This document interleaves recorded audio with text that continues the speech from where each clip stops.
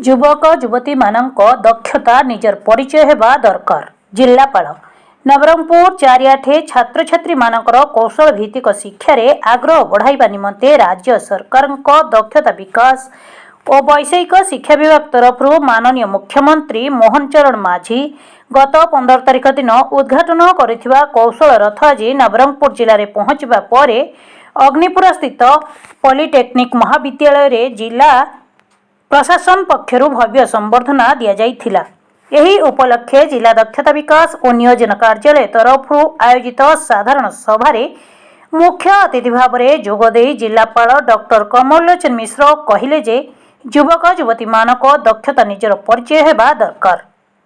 वर्तमान विकसित भारत में ज्ञान सहित निजर दक्षता को प्रत्येक युवक युवती माने सब स्तर में प्रतिपादित करिवार समय आसीछि। कौशल भित्तिक शिक्षा युवक युवती मानक आत्मनिर्भरशील करिपारिबो बोली मत व्यक्त करने सहित सभारे उपस्थित थिबा युवती मानक स्वप्नर दुनिया रे न बंची जीवनर वास्तवता बंचिबाकू आह्वान देवा सहित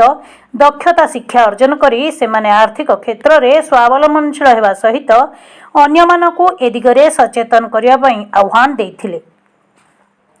अन्यतम अतिथि भाव में जोगदे अतिरिक्त जिलापाल महेश्वर नायक निजर वक्तव्य प्रतियोगितामूलक दुनिया रे छात्र छात्री मानकर कौशल भित्तिक शिक्षा रे आग्रह बढ़ाई निजर दक्षता को समाज रे प्रतिपादन करने पई आह्वान देइथिले। बैठक में जिला दक्षता विकास और नियोजन अधिकारी आनंद चंद्र पलाई राज्य सरकार दक्षता विकास और वैषयिक शिक्षा विभाग तरफ आसीथिबा कौशल रथ समग्र जिले में 4 दिन धरी कौशल भित्तिक शिक्षा संपर्क में सचेतनता सृष्टि करने विभिन्न शिक्षानुष्ठान गुड़िक परिक्रमा करियो बोली सूचना प्रदान करथिले। अन्यमानक मध्यरे जिला परिषद मुख्य उन्नयन अधिकारी बिरंची नारायण दरवान, नवरंगपुर बीडीओ सुनील कुमार खुरा, जिला अतिरिक्त शिक्षा अधिकारी रेशमलाल नायक, जिला सूचना और लोकसंपर्क अधिकारी हलधर नियाल, जिला शिशु सुरक्षा अधिकारी सुरेश पट्टनायक, जिला सहायक मंगल अधिकारी भरत चंद्र साहू,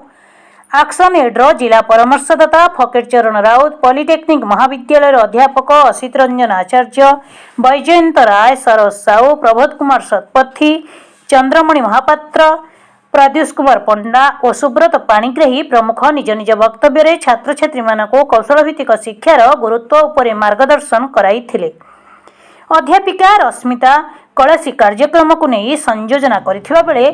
जिला दक्षता विकास और नियोजन सह अधिकारी शुभम महापात्र धन्यवाद अर्पण करथिले। साधारण जनता मध्य कौशल विकास वार्ता प्रचार करने राज्य सरकार निर्देश में 2टी कौशल रथ राज्य में बुलवा आरंभ होती। नवरंगपुर जिले में आज गोटे कौशल रथ आज 4 दिन पर्यंत जिलार समस्त 10टी ब्लॉक विभिन्न शिक्षानुष्ठान भ्रमण कर स्थानीय लोक मध्य कौशल विकास उपर वार्ता प्रचार कर आधुनिक कौशल यथा artificial intelligence, 3D printing, drone technology जेगुड़िक भविष्य बर्तमान आवश्यक अच्छी से विषय में लोक जानवे। नवरंगपुर पिलाने ये कौशल आहरण करने आगभर हे लोक मध्य विषय में सचेतनता आसो से टेक्नोलोजी व्यवहार कर निज निज कर्मक्षेत्र को आहरी समृद्ध करेंगे।